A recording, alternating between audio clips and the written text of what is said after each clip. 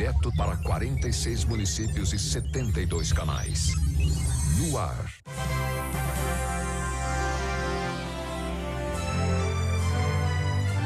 Link Vanguarda. Começando então o Link Vanguarda, o primeiro semestre já está quase acabando, a gente está em maio, daqui a pouco junho.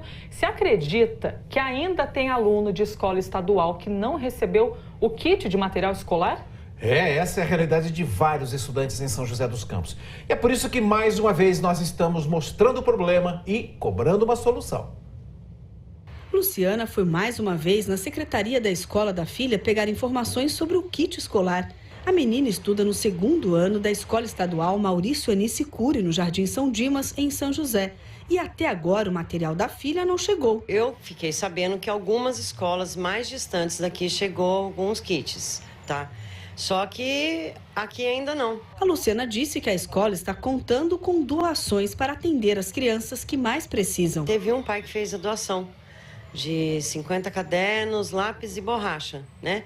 Mas uma hora isso vai acabar. Nós já mostramos esse problema aqui no Link Vanguarda. Em abril estivemos na casa da Luciana e ela mostrou que a filha estava usando material que tinha sobrado do ano passado, mas que, por exemplo, do caderno só tinham mais algumas folhas. Na época, a diretora de ensino reconheceu o atraso na entrega do kit escolar e chegou a passar um prazo para resolver o problema. Houve problema na licitação.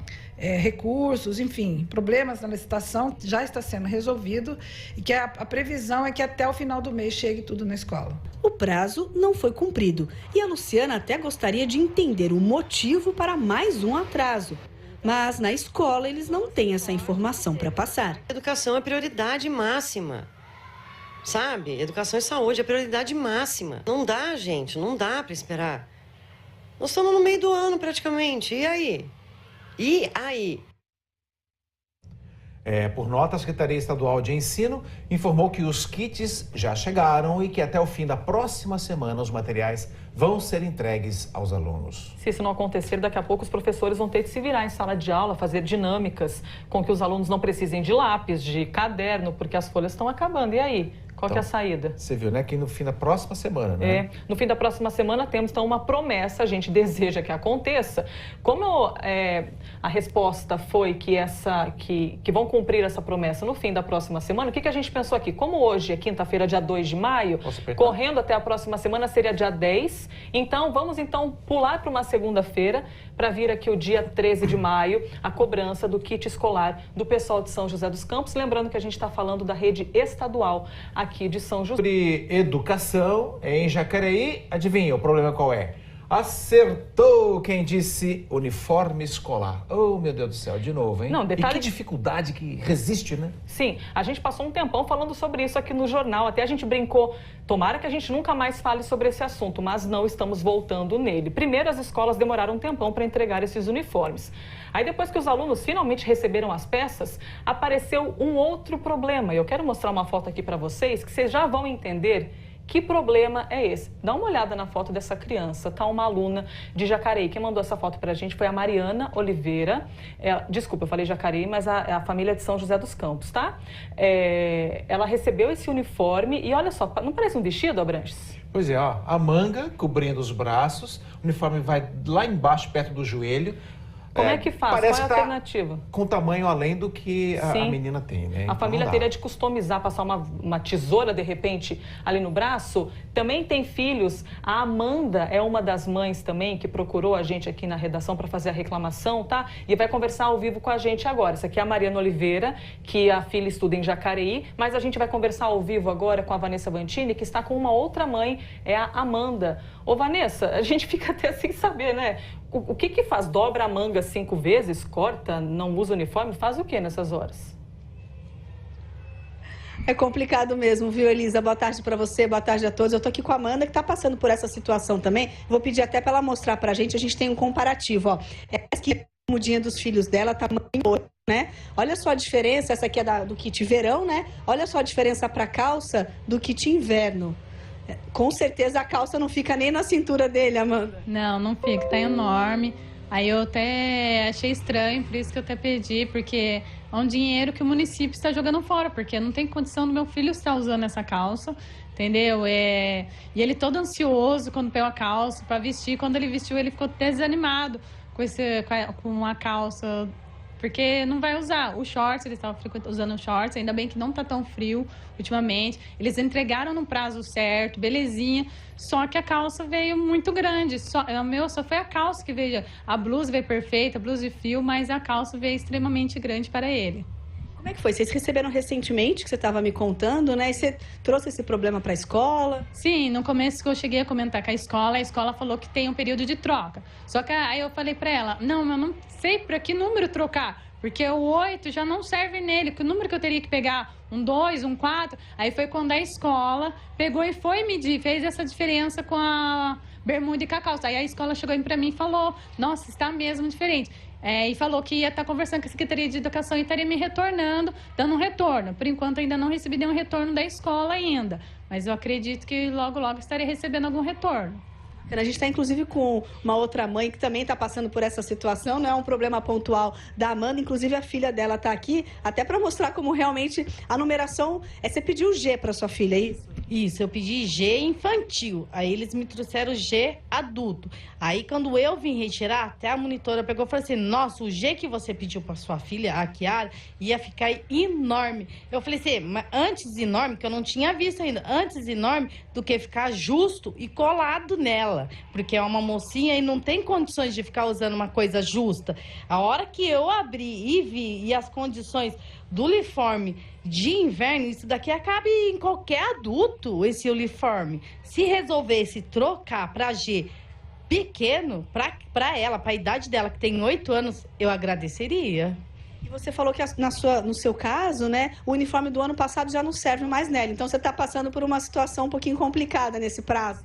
Correto, o uniforme do ano passado já não serve mais nela, porque é uma fase que a criança cresce, engorda, emagrece, então fica meio difícil. Ela tá vindo com o uniforme grande, como é que você tá resolvendo isso? Eu tô mandando ela com o uniforme novo, comprido desse jeito, porque não tem outra camisa para mim colocar nela. Até resolver e trocarem o uniforme. Eu agradeço se fizerem isso. É uma situação delicada realmente, mas a gente já tem aí uma resposta para essa questão. A gente está aqui com a secretária de Educação. Explica pra gente o que aconteceu dessa vez.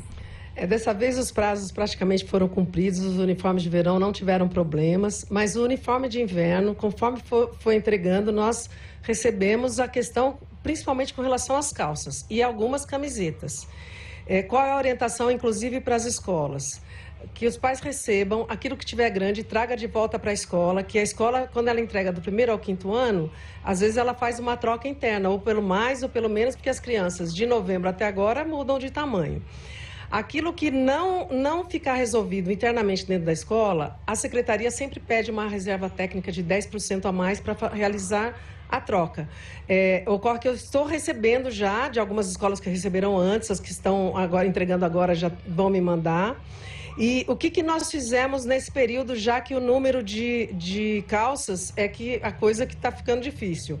Nós já seguramos o pagamento de 4 das parcelas das notas fiscais das últimas entregas, no valor de R$1 milhão, e imediatamente notificamos a empresa. O horário era hoje às 10 horas, eles tiveram um problema grave lá na empresa, é uma empresa de Suzano, Itaquá. Amanhã, 1h30 da tarde, eles vão estar no gabinete comigo e com o setor de contratos, porque, diante da notificação, nós só vamos terminar de pagar as notas e as entregas no momento em que as trocas forem realizadas. Porque, pelo que eu estou vendo, talvez a nossa reserva técnica não dê conta de fazer essas trocas. E se não der conta, a empresa vai ter que responder por isso. Que orientação a gente pode passar para os pais, né? No caso dessa menina que está aqui, o uniforme do ano passado não serve, desse ano está muito grande, agora vai ter a troca. E nesse pequeno período, é possível vir, por exemplo, sem uniforme? Enfim, qual que é a saída para os pais, o plano B, digamos assim? Nenhum aluno é barrado por falta de uniforme. A orientação para que use, primeiro que nós damos uniforme uniforme. Segundo, é que usa por segurança da criança internamente e principalmente externamente à escola nesse trânsito de vir. A orientação é, as crianças podem vir normalmente, nenhuma criança vai ser barrada por falta de uniforme, nenhuma. E também nós solicitamos que, em detectado que o tamanho é grande, que também não utilize para nos devolver, para nós podermos exigir a troca. Porque se eles também usarem desse jeito e vier, aí fica mais difícil. Mas a gente acredita que é um problema que não é difícil da gente resolver, só espera o tempo. O inverno nem chegou de fato ainda, acho que nós vamos ter tempo de realizar isso de forma a contento para todos. Tá certo, muito obrigada pelas informações, pela participação do Kino Link Vanguarda. Isso é verdade, né? Como ainda não esfriou ainda, né, nesse ano, pode ser que esse prazo seja bom para os alunos se ajustarem e conseguir fazer a troca realmente desses uniformes. É com vocês aí no estúdio.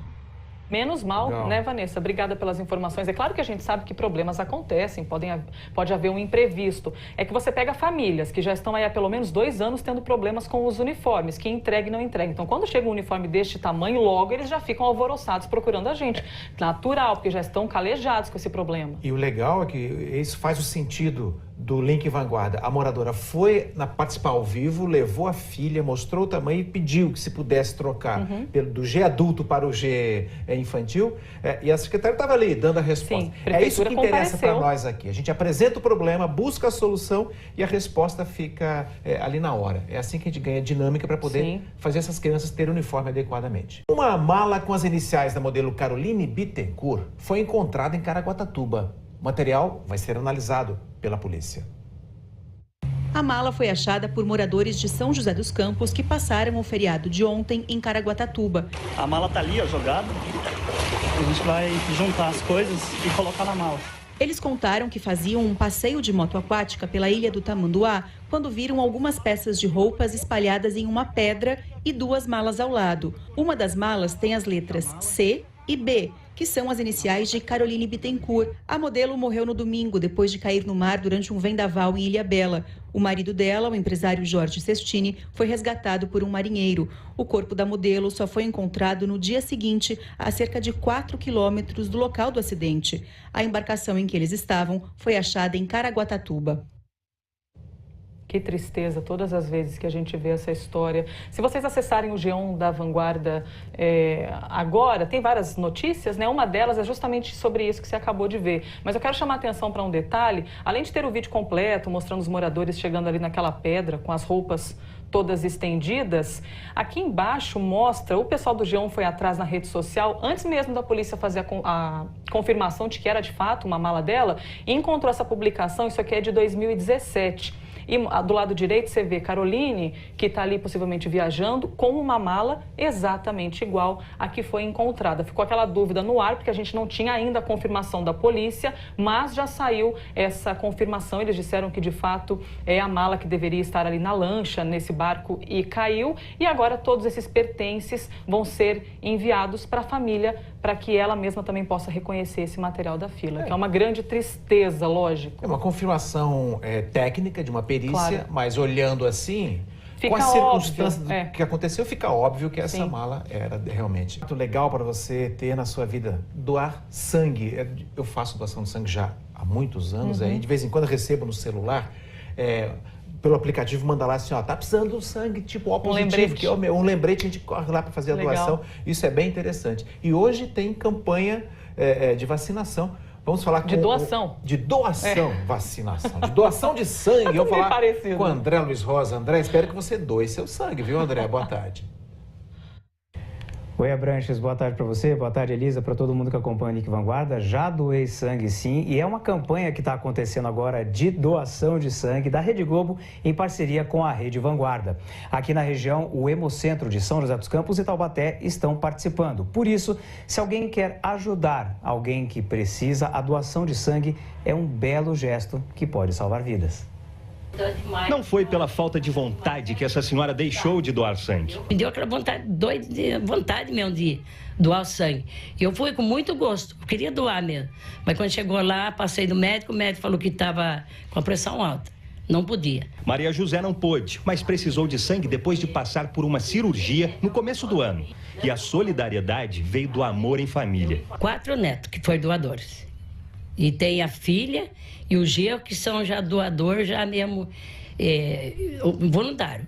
Estender as mãos para socorrer o outro. O Hemocentro aqui de Taubaté tem capacidade para coletar 1.600 bolsas de sangue por mês. Mas, em média, mensalmente faltam 300 bolsas para atingir a meta.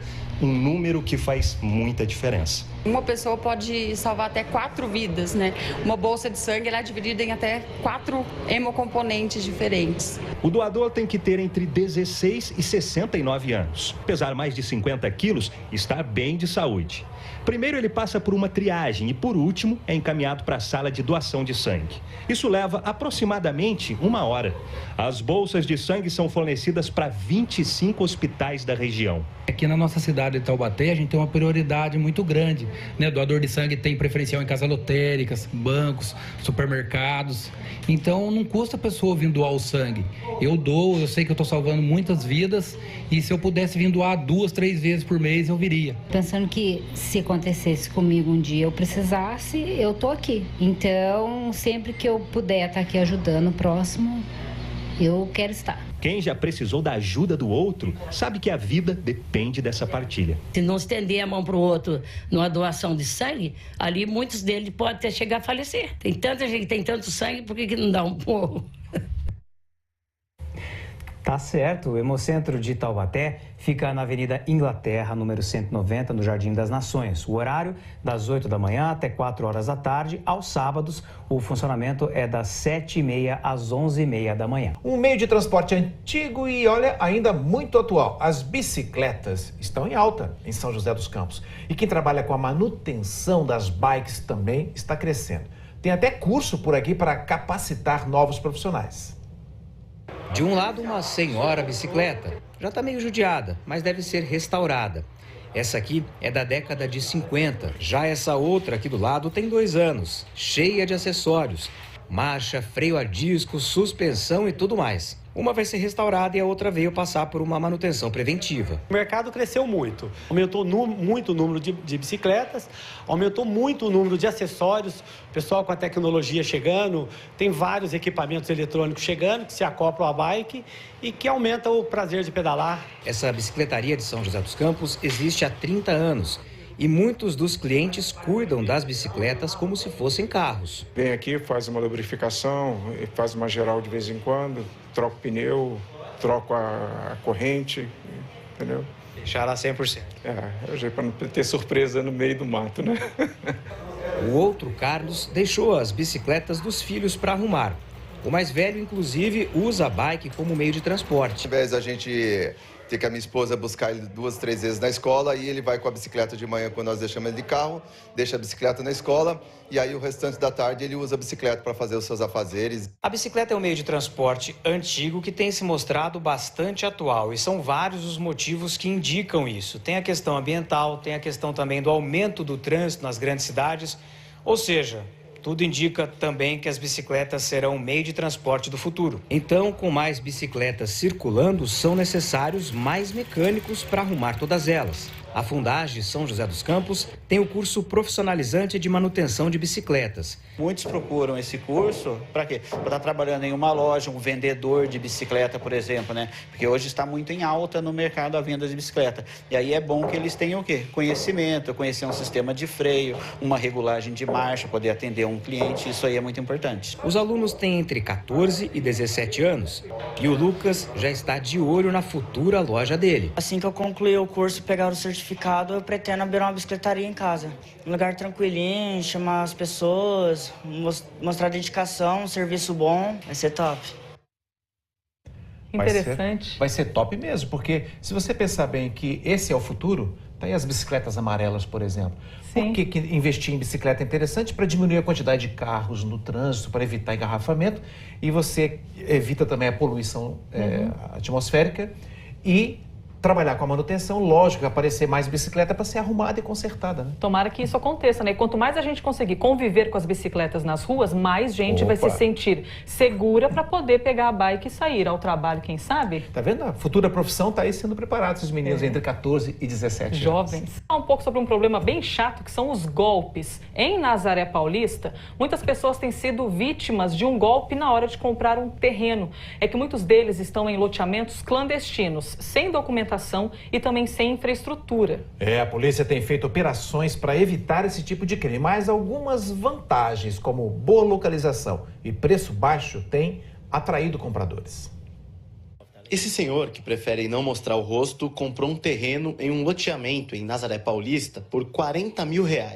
Foi uma oportunidade de investimento que ele não quis deixar escapar. Já tinha procurado várias, mas não achava assim, um local ideal para o que a gente queria. E aí de lá a gente gostou.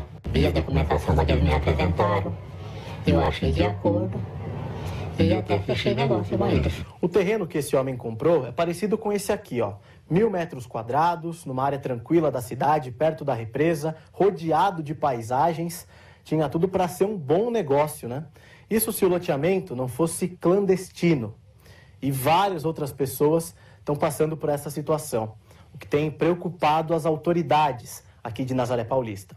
Para a polícia, o golpe faz parte de um esquema muito maior de venda irregular de lotes, que tem feito outras vítimas na cidade e na região. Funciona assim: um grupo de pessoas, geralmente formado por donos de grandes terrenos, empreiteiros e corretores, parcelam uma área em vários lotes e vendem pela internet sem comunicar os órgãos competentes. São lugares sem nenhuma documentação e infraestrutura, mas que chamam a atenção dos compradores pela localização e principalmente pelo preço. Só para a gente ter uma ideia, um lote regularizado, por exemplo, com mais ou menos 1.000 metros quadrados, é avaliado em R$100 mil. Já os clandestinos chegam a ser vendidos por menos da metade desse valor. Há um ano, Nazaré Paulista tem uma equipe formada pela Prefeitura, Polícia Civil, Ambiental e Ministério Público para combater essa prática, que caracteriza pelo menos 2 crimes. O parcelamento irregular do solo é um crime permanente, ou seja, enquanto as pessoas estiverem atuando, elas são passíveis de ser presas em flagrante. E a pena, geralmente, são até 10 anos. E mais algumas qualificadoras e mais o concurso de crimes ambientais, mais o estelionato de algumas pessoas que foram lesionadas. Até agora, 6 loteamentos, com mais ou menos 60 lotes cada, foram embargados e 10 pessoas indiciadas. Não só evitar essa questão de um estelionato propriamente dito, mas com a Polícia Militar Ambiental atuando de forma firme, de forma enérgica, e coibindo esse tipo de atitude, fica também o exemplo de forma preventiva, de que outras pessoas não cometam esse mesmo tipo de delito. Para a Prefeitura, existe ainda a preocupação com um possível crescimento desordenado da cidade. E além dos loteamentos não terem infraestrutura nenhuma, e sobrando tudo isso para a Prefeitura, né? Então, com certeza, tem que ser combatido esse tipo de loteamento irregular. Quando a Prefeitura fica sabendo que tem algum loteamento irregular no município, todo o corpo técnico, por parte de obras, fiscalização e meio ambiente, vai até o local, verificar a veracidade da irregularidade e daí atuar, né? Fazer o embargo, e se a pessoa descumprir esse embargo, tem multa e posteriormente até uma demolição do que está construído no local. Segundo a polícia, as vítimas têm aparecido quase que toda semana na delegacia para denunciar os vendedores. O seu José teve sorte. Ele estava prestes a comprar um terreno clandestino por R$50 mil, mas foi alertado antes de fechar o negócio. Quando eu estava no local, aí chegou as polícias, né? Falando que aquilo ali seria um clandestino. Não tinha feito proposta, não tinha dado nada de dinheiro, não tinha nada. Aí eu desisti. É doido. Espero que não saia prejuízo. Se realmente não for legal, que ele me devolva o dinheiro, né? Já pensou se o seu José do Nascimento, aposentado, que acabou de aparecer, tivesse dado R$50 mil da vida na compra de um terreno que nem ia ser dele? Que é irregular. Por isso, a sugestão fica não só para quem é de Nazaré Paulista, mas de todas as cidades, porque esse tipo de crime que qualquer oportunista comete em qualquer lugar. Cheque a documentação, veja se está tudo legalizado, checa de novo, vai ali para poder você não passar por uma situação... Que é aquele espaço para você poder reclamar do seu bairro, da sua rua, tem aí algum problema no poste, no ponto de ônibus, na calçada, qualquer que seja o seu problema, você pode mandar para a gente, que a gente vai em busca de uma resposta. Por exemplo, os moradores da Avenida George Eastman, zona sul de São José dos Campos, estão preocupados. Eles reclamam que os motoristas têm abusado da velocidade nessa via. Além disso, eles não gostam nada de uma ciclofaixa que passa bem em cima da calçada. Todo dia é assim. Dona Genésia convive com o perigo na porta de casa.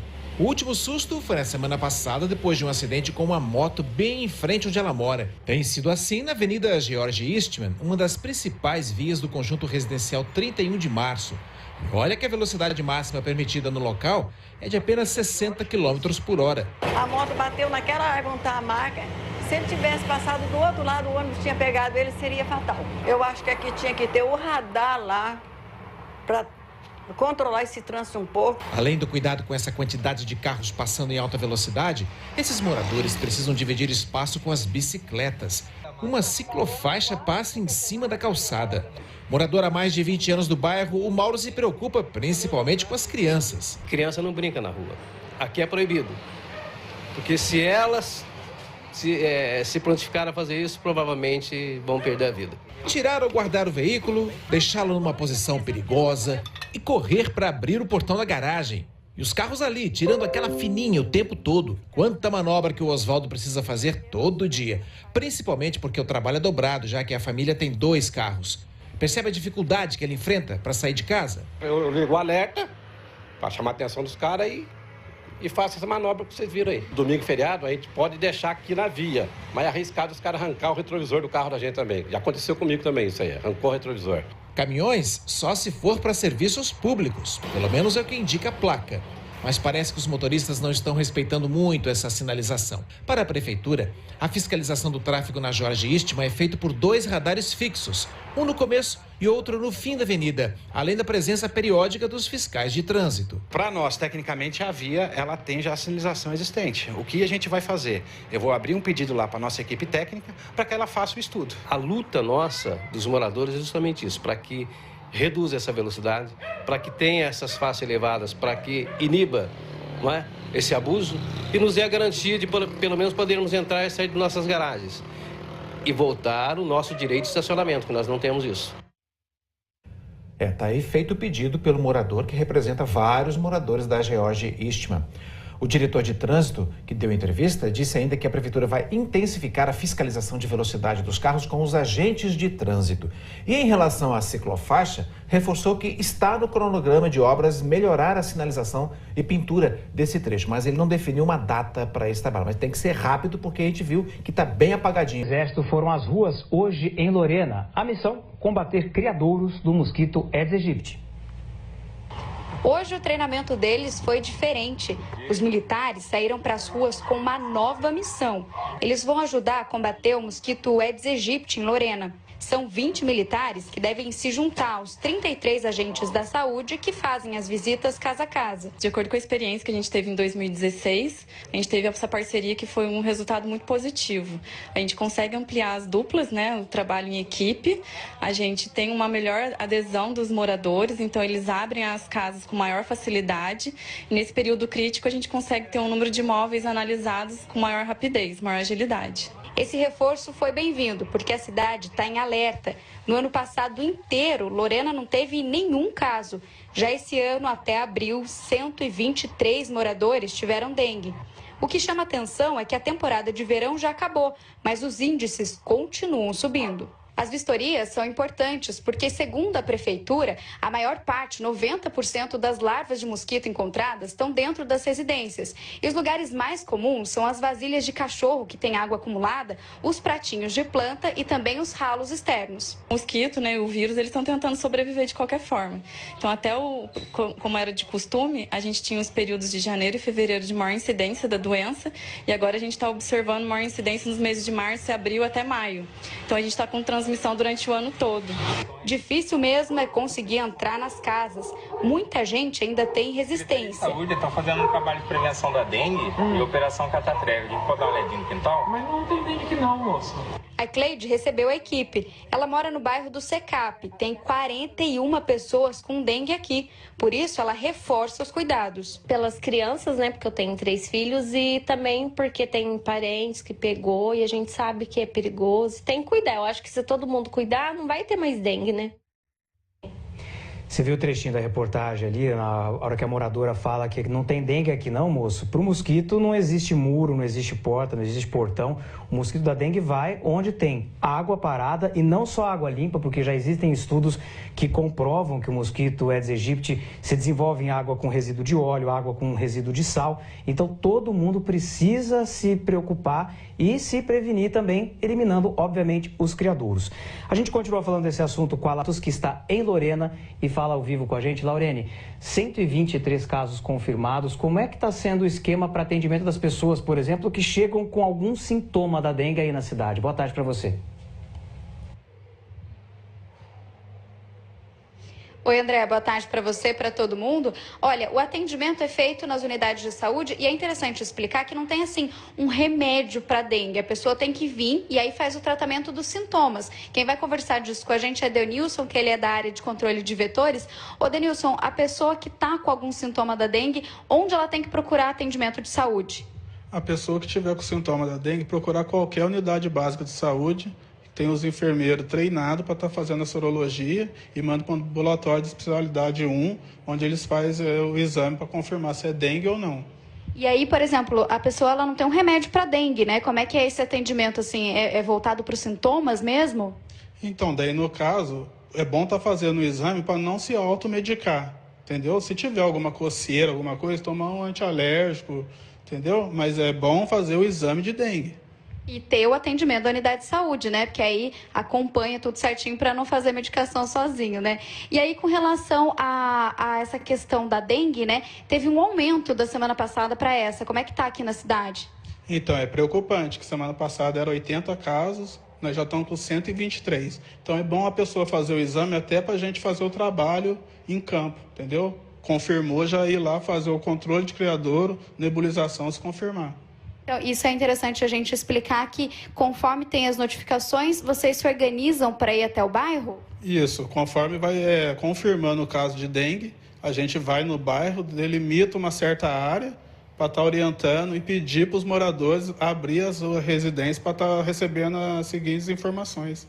E só para o pessoal relembrar quais são os principais sintomas, assim, rapidinho. Então, são vários no caso, né? Tem uns que tem dor nas articulações, outros têm dor só nos olhos, entendeu? Tem uns que têm vômito, diarreia, varia o caso.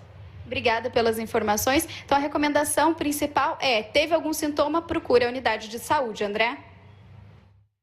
Obrigado, Laurene, pelas informações e tomar todos os cuidados, como a gente já reforçou na reportagem da Laurene, agora na entrevista ao vivo. E aquela coisa, dengue não vai ver se você tem o muro, se tem a porta, se você vai pegar a estrada ou não. A doença se alastra mesmo e o Vale é uma região muito próxima, então todo cuidado, aquele ditado que a gente sempre fala, todo cuidado é pouco. De dança, aqui no Link Vanguarda tem 100 vagas abertas para aulas de balé na Companhia de Dança de São José dos Campos. A gente conversa sobre isso com o Pedro Melo. Tem muito pai e mãe que sonham em ver o filho, a filha dançando, né, Pedro? Fazendo balé, e realmente é muito bonito de se ver. Exatamente, Elis. É lindo de se ver, né? Inclusive é uma dança que encanta muitas pessoas. Inclusive são 100 oportunidades para preenchimento, ou seja, até 100 vagas. Mas o Washington vai poder explicar para a gente um pouquinho melhor isso, porque, que eu saiba, tem que fazer inscrição pela internet, mas vai ser feita uma audição também, é isso?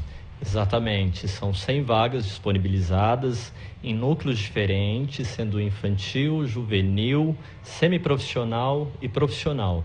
Nós teremos uma audição, nessa audição ela é composta por 5 especialistas em danças, 3 deles da área de dança, 1 da área de saúde e 1 da área daqui da fundação mesmo, né? Olha, o Henrique vai mostrar para vocês aqui que a gente está vendo o Marcos Chances, que é diretor e é muito conhecido aqui em São José, passando aqui uma orientação desde o infantil até para o adulto ali. É importante a gente dizer, né? Não são aulas só para balé, são diferentes núcleos na cidade, é isso? Exato, são diferentes núcleos. Ela vem num momento que hoje a Prefeitura já disponibiliza e são ocupadas 2.000 vagas na área de dança nas nossas casas de cultura. Agora a gente passa para um novo momento, que é a profissionalização desses bailarinos. Então a gente tem todo o processo, né, de iniciação, intermediário, semiprofissional e profissionalizante. Cada núcleo tem um tempo médio de 4 anos que ele percorre esses ensinamentos para passar para a nova fase, para uma nova audição e chegar no núcleo profissional. Além de balé, tem dança contemporânea, sapatear? Isso engloba tudo. Ele vai ter um processo de formação mesmo profissionalizante, passando desde a teoria da dança, história da dança, e contemporâneo, até chegar no contemporâneo. Certo, olha, as inscrições vão até o dia 16, depois tem o resultado das audições que sai no dia 28 para toda essa turma aqui começar já esse processo todo a partir do dia 13 de junho. A gente volta aí com vocês no estúdio. Obrigada, Pedro. Legais as informações e muito lindo ver o pessoal praticando e dançando ali. Demais, Como é bonito o balé, muito né? Muito bonito. Para homens e meninas. É, para homens e meninas, bem lembrado. E a galera de casa tá achando que a nossa campanha do Dia das Mães é um The Voice Kids, é um The Voice Brasil, porque é muita gente cantando, Abranches. Você viu? Foi só incentivar que o pessoal começou a mandar o material. Veja aí mais vídeos que chegaram para nós. Você não sabe quanto você é pra mim, amor da minha vida. Brincadeiras à parte, eu quero te agradecer por tanto, mãe. Ufa! Eu tava aqui já achando que você ia tentar a carreira de cantora, Carol. Beijo, amo você. Mas espera aí que tem mais gente querendo vencer este concurso na cantoria. Hoje eu acordei com uma vontade enorme de dizer: Você é o espelho que reflete a imagem do Senhor. Dona Maria, a joia rara é a sua filha. Ela é uma mamãe querida. Vamos combinar que essa a gente tem que aplaudir, né? Porque ela fez uma paródia. A sua mãe mima muito você? A mamãe Cris de Caçapava, pelo jeito, mima todo mundo. A joia rara, porque ela lava minha sopinha. Ela trabalha, é estudiosa, cuida de mim e é minha melhor amiga. Por isso que temos que tomar conta da nossa joia rara para ficar linda e maravilhosa. E também cuida de mim. Feliz Dia das Mães, mãe! Por fim, essa história linda de Pindamonhangaba. A minha mãe é uma joia rara porque ela é Highlander! Ela teve um AVC, venceu a morte e viveu de novo e está aqui com a gente hoje. Manda um beijo, mãe! Quer concorrer também? Então conta a história da sua mãe pra gente e envie para a nossa promoção Minha Mãe é uma Joia. Highlander, hein? Tá vendo, pessoal? E muita gente cantando, né? Sim, muito legal. E Highlander é daquele filme, né? Highlander, o imortal que vence tudo, que não morre nunca. E fizeram ali uma brincadeira com a mãe. Que linda a história. Obrigado por terem mandado pra gente. A gente conta a história do José Miranda, um corredor de São José dos Campos. Sabe quantas maratonas ele já correu?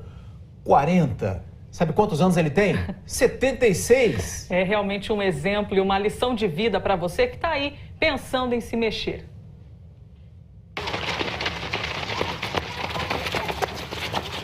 Que correr faz um bem danado para a saúde, isso daí eu nem preciso dizer, né? Agora imagine correr uma maratona de 42 quilômetros sem paradas aos 76 anos de idade. Pode parecer impossível, né? Mas ele chega entre os primeiros colocados. Não é impossível, não. Principalmente quando a gente fala do seu José Miranda. Estou sempre à disposição, correndo, treinando, correndo, viajando e faz parte, hoje é a minha vida. Você pode até achar que ele corre desde muito jovem, mas não é bem por aí. Foi aos 48 anos que o José Miranda começou a correr.